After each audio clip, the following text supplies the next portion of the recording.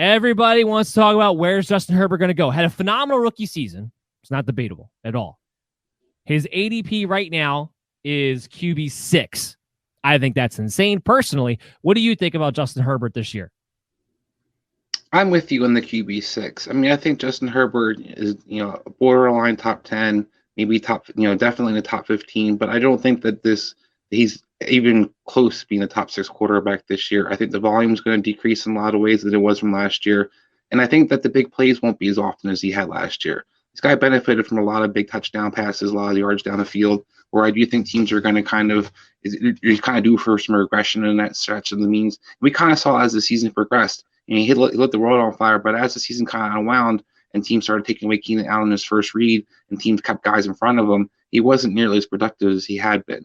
So I do think Justin Herbert is being a little overvalued because of his rookie year. We saw something kind of similar. Numbers weren't definitely better than Daniel Jones, but Daniel Jones had a great rookie year. People kind of wanted to jump on the hype train after that and were ready to take them super high in the draft.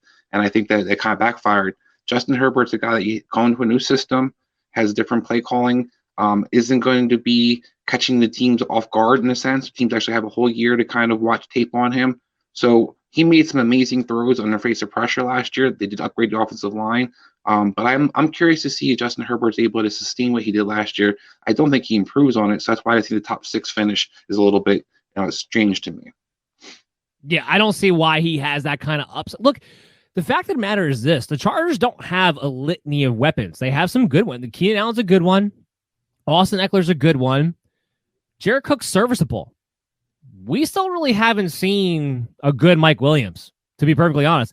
And maybe a Jalen Guyton, maybe a Josh Palmer can help them with a deep threat. It's not a litany of weapons here. I also think it's kind of interesting that it seems like the coaching change, as far as the effects that can have, is getting thrown by the wayside. A lot of times when you go through a coaching change, you have to go through an adjustment period. You're talking about a guy who was a rookie quarterback who had no offseason last year, now has to change his play calling again, has to change his playbook again. I think that matters. I think it also matters that it's Joe Lombardi. Justin Herbert was decent last year because he consistently attacked Keenan Allen, but he was also consistently going down the field. Lombardi, if he brings over what he did with Saints, what they did there, if he brings over what he did back in 2014 when he was the offensive coordinator for the Detroit Lions, it was mostly a dink-and-dunk system, mostly a spread-it-out system. I don't want Herbert to be a 45 pass attempt guy. I don't, especially if it's going to be dink-and-dunk down the field the whole time. Set him up for play action. Set him up for rollouts. Because to your point, what we saw at the end of the season, when people started just keying in on Keenan Allen, if he's got to get off that first read, he's still having some difficulty in doing that. I compare him more to a Baker Mayfield who lit the world on fire his rookie season and then came back down to reality. Even last year when Mayfield was a quote-unquote good NFL quarterback, he still was a 0 for fantasy purposes. I have Herbert ranked as QB 14. I don't have him in my top 12. I think he's a streaming tight end, or streaming quarterback. I think he will be somebody you can play, but ultimately I think he is more of a high-end QB too. I think you are looking at a sophomore regression when it comes to Justin Herbert. Keep in mind, a lot of times when these rookies perform, and this goes across the board, this isn't just quarterback, but when these rookies really perform well their rookie season, now all of a sudden everybody has tape on you. They adjust to you. Now, the great ones will overcome it anyway. I don't know if I put Herbert in that category. A lot of times you're going to see players take a step back that second year. And then that third year, we'll see if they can adjust to the adjustments. And that's what will make them great down the road in their career.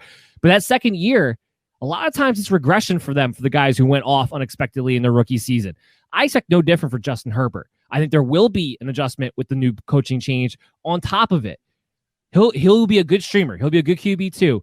I don't see the same Herbert that you got last season. I see more the one you got in the second half of last year. Plain and simple. Yeah, and I think I just want to point out one of the things that's interesting at the quarterback position with different guys and how they play.